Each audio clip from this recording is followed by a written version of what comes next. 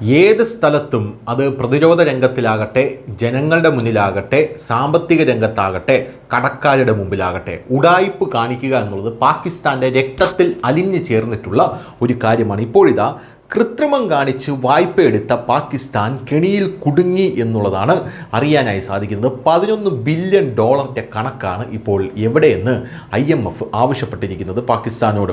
പാകിസ്ഥാൻ വിശദീകരണം നൽകണമെന്ന് IMF കർശനമായി ആവശ്യപ്പെടുകയാണ്. പാകിസ്ഥാൻ വളരെ കാലമായി സാമ്പത്തിക മാന്ദ്യത്തിൻ്റെ കടത്തിൻ്റെയും ഭാരത്തിലാണ്.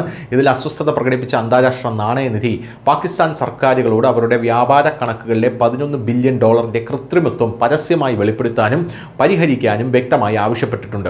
എക്സ്പ്രസ് ട്രിബ്യൂണലിൻ്റെ ഒരു റിപ്പോർട്ട് അനുസരിച്ച് കഴിഞ്ഞ 2 വർഷമായി തെറ്റായ ഡാറ്റ നൽകി പാകിസ്ഥാൻ സർക്കാർ സ്ഥാപനങ്ങൾ IMFനെ തെറ്റിദ്ധരിപ്പിക്കുകയാണ്. അതായത് IMFനെ പോലും തെറ്റിദ്ധരിപ്പിച്ചുകൊണ്ടിരിക്കുകയാണ് പാകിസ്ഥാൻ 2023-24 സാമ്പത്തിക വർഷത്തിൽ സിംഗിൾ വിൻഡോ റിപ്പോർട്ട് ചെയ്ത ഇറക്കുമതി ഡാറ്റയേക്കാൾ Pakistan revenue automation limited report ചെയ്ത ഇറക്കുമതി കണക്കുകൾ 5.1 ബില്യൺ ഡോളർ കുറവാണെന്ന് സർക്കാർ വൃത്തങ്ങളെ ഉദ്ധരിച്ച് റിപ്പോർട്ടുകൾ പറയുന്നു.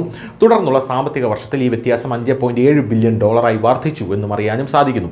PSWയുടെ ഇറക്കുമതി കണക്കുകൾ കൂടുതൽ സമഗ്രവും കൃത്യവുമായി കണക്കാക്കപ്പെടുന്നു.